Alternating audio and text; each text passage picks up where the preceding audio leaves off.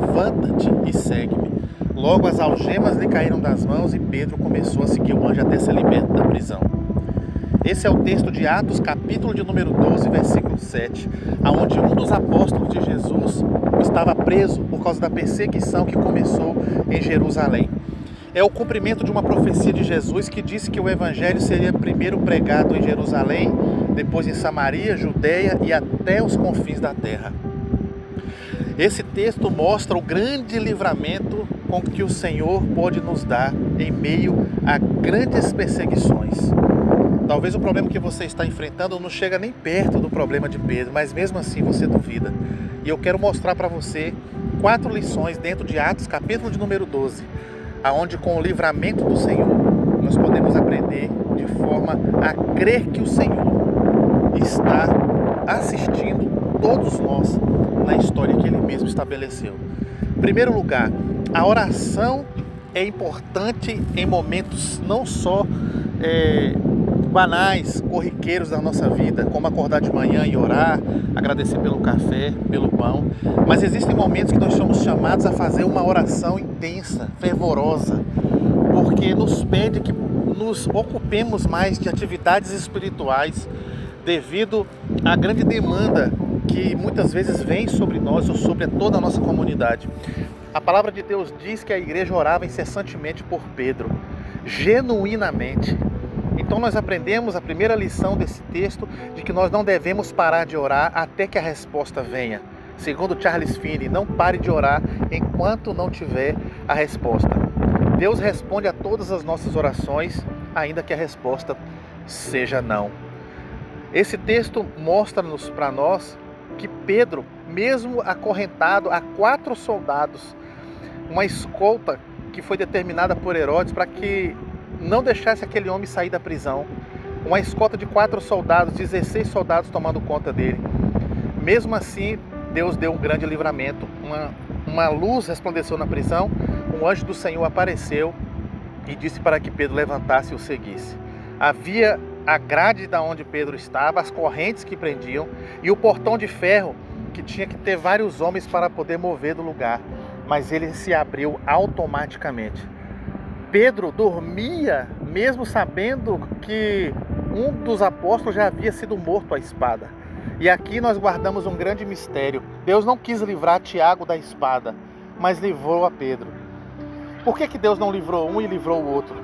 Nós devemos crer que Deus ele tem os seus propósitos, os seus caminhos. Nós não podemos ficar pecando, falando para Deus o que Ele deve fazer ou não, ou o que deveria fazer. Assim Deus agiu, livrando a Pedro da prisão. Em terceiro lugar, a incredulidade de alguns irmãos, não todos. Porque diz que quando Pedro foi solto da prisão, e ele estava meio que sonhando, ele chegou até o local onde a igreja fazia oração por ele.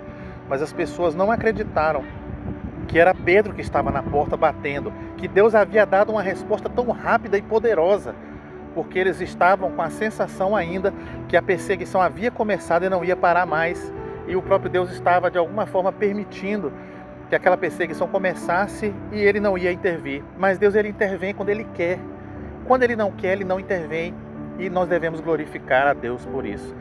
Mesmo Pedro batendo insistentemente na porta, e uma menina chamada Ródia vendo que era Pedro, alguns diziam, talvez seja um fantasma, talvez seja o espírito dele, talvez seja uma visão.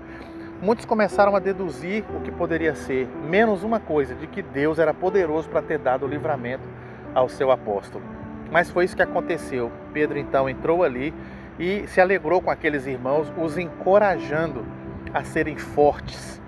E depois desse episódio, a igreja começou a sentir uma grande motivação de continuar pregando o evangelho.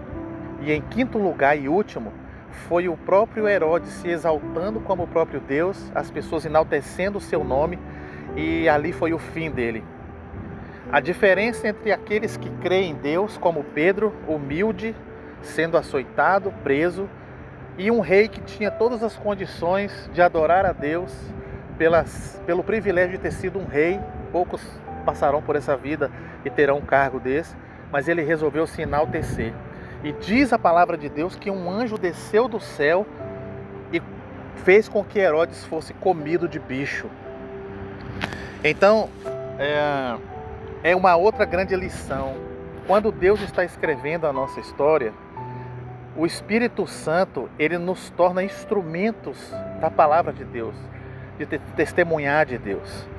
Mas quando nós não temos o Espírito Santo, quando nós não nos convertemos, não nos humilhamos perante o Senhor, a tendência nossa é nos exaltarmos. E o fim não demora para quem se opõe a Cristo. O próprio Cristo disse para Saulo no caminho para Damasco: Saulo, Saulo, por que me persegue? E olha o que Jesus diz para ele: dura coisa é recalcitrar contra os aguilhões. Em outras palavras, é como se Jesus estivesse dizendo: dura coisa para ti, Paulo, é você dar murro em ponta de faca, dar soco em uma ponta de espada. Não vai adiantar nada, você só vai se ferir. Então Deus teve misericórdia de Pedro e o livrou da prisão.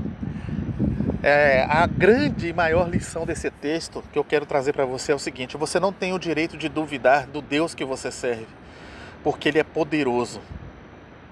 Creia que Deus, ele sempre vai te surpreender, apesar de já ter te surpreendido. Pedro era o apóstolo que viu Jesus andar sobre as águas, e ele mesmo andou sobre as águas.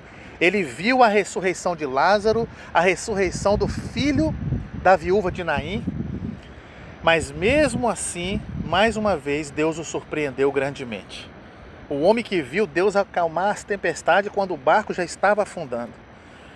Essas palavras que estão registradas e são verdadeiras é de um Deus que não pode mentir, que diz: eis que estou convosco até a consumação dos séculos. Se passares pelas águas, elas não te submergirão.